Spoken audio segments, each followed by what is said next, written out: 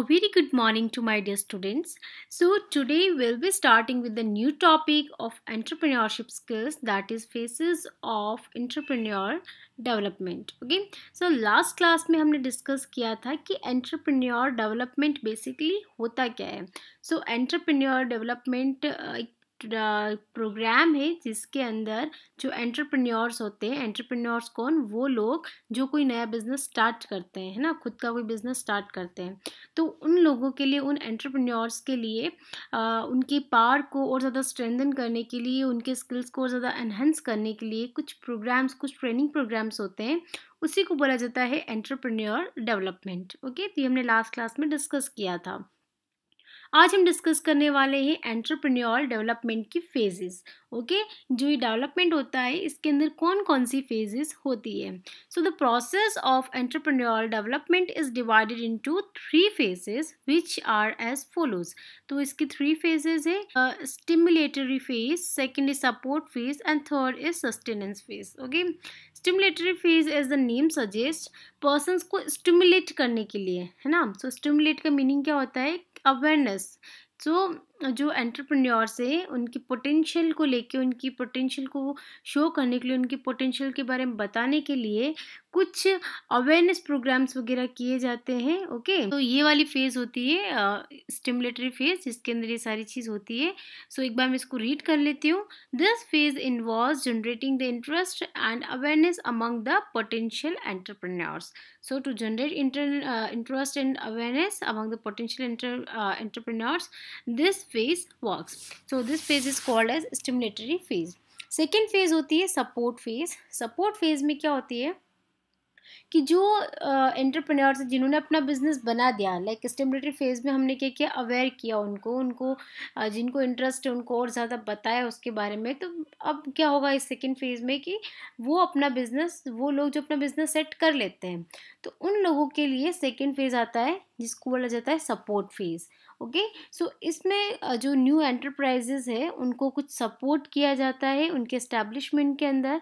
Support किस sense में, like various activities such is registration of enterprises, की registration कैसे करना है, किसी प्रोडक्ट का डेवलपमेंट कैसे करना है, फाइनेंस अरेंजमेंट कैसे करना है, शेड, पावर, कॉमन फैसिलिटी. तो ये सारी चीज़ें जिनके बारे में एक नए एंटरप्रेन्योर को पता नहीं होता है, उसी में इनको सपोर्ट किया जाता है.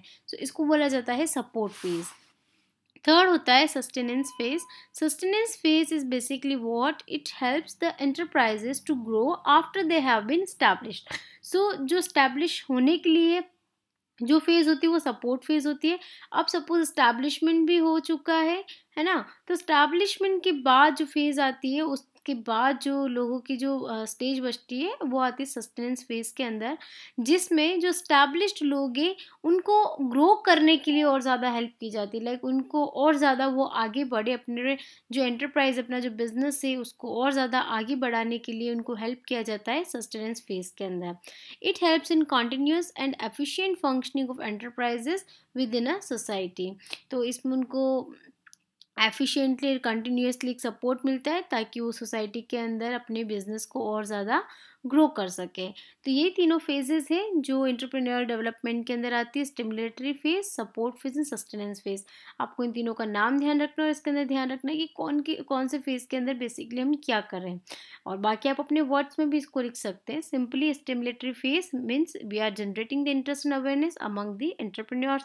सपोर्ट फेज में हम क्या कर रहे हैं, जो अब एंटरप्रेन्योर से जो अपने एंटरप्राइज को इस्टेब्लिश करना चाहते हैं उसके इस्टेब्लिशमेंट के अंदर हम सपोर्ट कर रहे हैं. और सस्टेनेंस फेज क्या होता है, जो इस्टेब्लिश्ड हो चुके हैं उनको और ज़्यादा ग्रो करने के लिए जो फेज होता है उसको बोला जाता है sustenance phase. Okay, now the next is entrepreneurship development initiatives. Entrepreneurship development initiatives के अंदर क्या होता है, this initiatives have been started to stimulate, support and sustain the young enterprises. A few of the initiatives adopted by the government of India to help the entrepreneurs are, so basically अब जो हमने development के बारे में पढ़ा, फिर उसके phases के बारे में पढ़ा, तो इन डेवलपमेंट के लिए कुछ अपनी जो गवर्नमेंट है वो कुछ इनिशिएटिव्स लेती है, लाइक कुछ रूल्स बनाती है, या फिर एंटरप्रेन्योर्स को सपोर्ट करने के लिए कुछ हेल्प करती है अलग अलग तरीक़ों से, कुछ रूल्स, कुछ आपने सुना होगा योजनाएं जो बनती है, कुछ मिशंस वगैरह। ओके, सो उनके द्वारा आप जो एंटरप्रेन्योर्स हैं उनकी वो हेल्प करता है। तो ऐसे ही कुछ गवर्नमेंट रन कर रही है, कुछ बहुत सारे जो टर्म्स, बहुत सारी जो पॉलिसीज़ है जो गवर्नमेंट अडॉप्ट करती है एंटरप्रेन्योर्स के लिए, उनमें से कुछ मैंने यहाँ पे लिस्ट करी है, like startup India, make in India, Atal innovation mission, support to training and employment programme for women, Jandhan, Aadhaar mobile योजना, डिजिटल इंडिया। तो ये सारी हमने देखी है, हमने सुना भी है इनके बारे में, लाइक डिजिटल इंडिया अभी हमने कुछ टाइम पहले की बात है, जनधन आधार कार्ड का भी कुछ टाइम पहले आया था, अटल इनोवेशन मिशन के बारे में हमने सुना है, मेक इन इंडिया के बारे में हमने सुना है, स्टार्टअप इंडिया के बारे में हमने सुना है। ओके, सो इन सब के अंदर कुछ ना कुछ पॉलिसीज़ होती है, जैसे कि मेक इन इंडिया के अंदर क्या कि प्रोडक्ट जो है इंडिया का बना होना चाहिए, डिजिटल इंडिया के अंदर यानी कि पूरा जो भी सिस्टम है वो सारा कैसा कर दिया है, ऑनलाइन सिस्टम हो गया है, हमारे इंडिया को डिजिटल बनाने की कोशिश करी है। तो इन सब के लिए जो एंटरप्राइजेज़ है, जो एंटरप्रेन्योर्स है, उन सब के लिए इस तरीके की पॉलिसीज़ बना के, न्यू न्यू रूल्स बना के जो गवर्नमेंट है न्यू न्यू एंटरप्रेन्योर्स को हेल्प करती है, सपोर्ट करती है। ओके, सो जैसे कि मेक इन इंडिया, तो मेक इन इंडिया में क्या होगा कि कोई ना सारे जो प्रोडक्ट्स हमारे इंडिया में बनेंगे। ओके, सो वो जो प्रोडक्ट है कोई एंटरप्रेन्योर ही बनाएगा, यानी खुद का कोई बिजनेस चालू करेगा, वो कोई प्रोडक्ट डेवलप करेगा और उसको बेचेगा, तो वो एक बिजनेसमैन बना, उसको खुद को उसमें प्रॉफिट्स भी होंगे। ओके, सो उसने ये सब कैसे किया, उसको जब ये कोई गवर्नमेंट के थ्रू कोई चीज़ मिला लाइक मेक इन इंडिया, तो अब उसका प्रोडक्ट ज़्यादा से ज़्यादा सेल आउट होगा। अगर वो जो प्रोडक्ट डेवलप करा है वो ऑलरेडी कहीं और से एक्सपोर्ट हो रहा है, तो उसके प्रोडक्ट का कोई वैल्यू नहीं है। सो लोग मेक इन इंडिया वाला कॉन्सेप्ट अगर यूज़ करते हैं तो वो इंडिया में बना प्रोडक्ट ज़्यादा बाय करेंगे, और इससे जो यहाँ के एंटरप्रेन्योर्स है उनका ज़्यादा ग्रोथ होगा। तो इसी तरीके से दोनों आपस में एक दूसरे लिंक है कि एंटरप्रेन्योर्स जो है हमारी इंडिया को ग्रो करने में हेल्प करते हैं, और जो गवर्नमेंट जो है जो पॉलिसीज़ बना रही है वो एक एंटरप्रेन्योर को हेल्प करता है। सो ये जो इनिशिएटिव्स है जो गवर्नमेंट लेती है, और इसके कुछ पॉलिसीज़ है जो बनी हुई है। नेक्स्ट टॉपिक है आपका एंटरप्रेन्योरशिप स्किल्स। अब एक अच्छा एंटरप्रेन्योर बनने के लिए कोई अगर एक अच्छा बिजनेसमैन बनना चाहता है, तो उस एंटरप्रेन्योरशिप के लिए उसकी क्या क्या स्किल्स होनी चाहिए, क्या क्या उसमें स्किल्स होनी चाहिए ताकि वो एक बेस्ट एंटरप्रेन्योर बन सके। ओके, सो यहाँ पे मैंने उनको लिस्ट कर रखा है, ये कुछ स्किल्स है।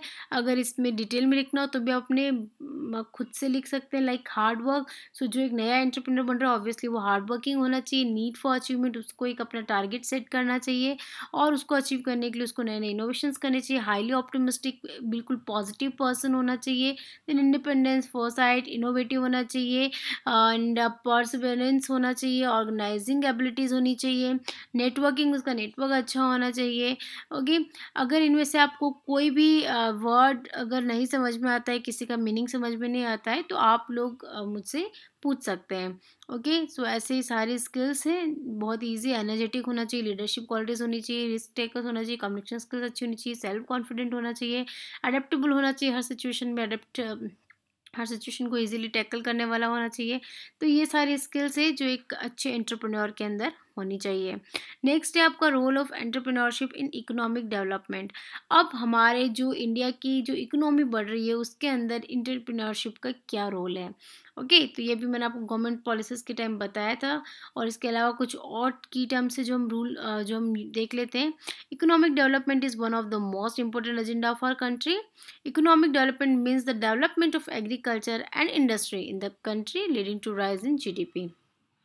Entrepreneurs adopt the following roles for the purpose of economic development.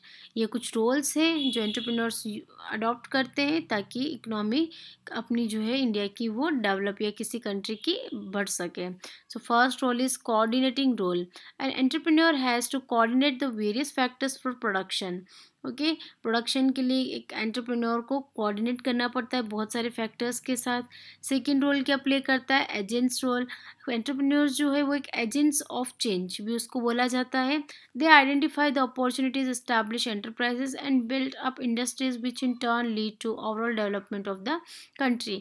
ठीक है, तो एजेंट्स रोल मीन्स जिसको हम बोलते हैं एजेंट्स ऑफ चेंज। तो बेसिकली एंटरप्रेन्योर्स क्या करते हैं कि कुछ नई अपॉर्चुनिटीज़ को आइडेंटिफाई करते हैं और फिर उसको देखकर कुछ नए एंटरप्राइजेज वो स्टैब्लिश करते हैं, जिससे कि हमारी जो ओवरऑल इकोनॉमी है वो एनहेंस होती है।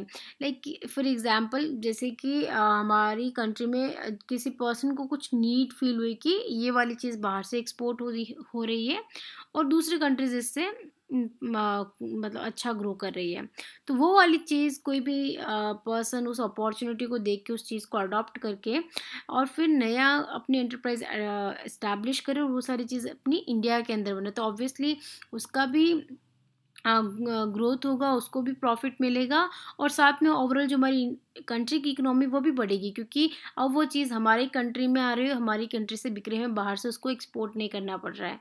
ओके, तो इस तरीके से एजेंट्स रोल की तरह बिहेव करते हैं एंटरप्रेन्योर्स।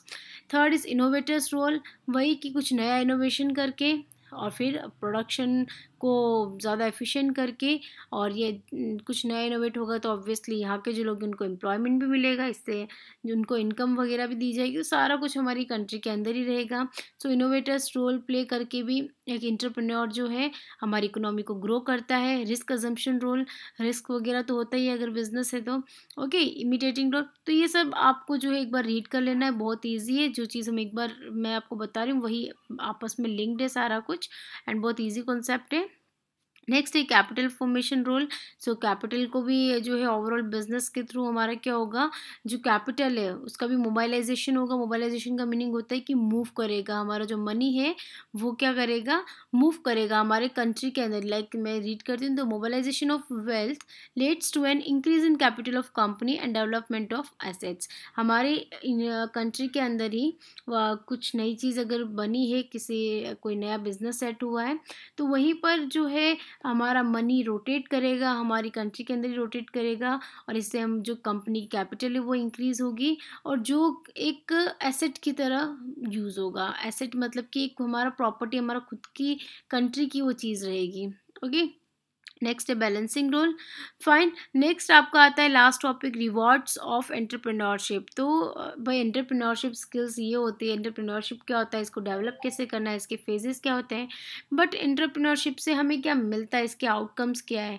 तो एक अच्छा अगर बिजनेस सेट होता है, अगर आपकी स्किल्स अच्छी, आप अच्छे एंटरप्रेन्योर हो, तो आपको क्या क्या रिवॉर्ड्स मिलेंगे, क्या क्या इसके आउटकम्स होंगे। इंडिपेंडेंस, सबसे पहला इंडिपेंडेंस, ऑब्वियसली आपका खुद का बिजनेस है, so you are free, you are independent. आप जब चाहो तब अपने बिजनेस को अपने नए आइडियाज़ के हिसाब से चला सकते हो, आप जो चाहो उसमें इनोवेशंस कर सकते हो, आप जो चाहो उसमें चीज़ को ऐड ऑन कर सकते हो, आपके ऊपर किसी चीज़ का कोई प्रेशर नहीं होगा, and you are absolutely free to take your own decisions.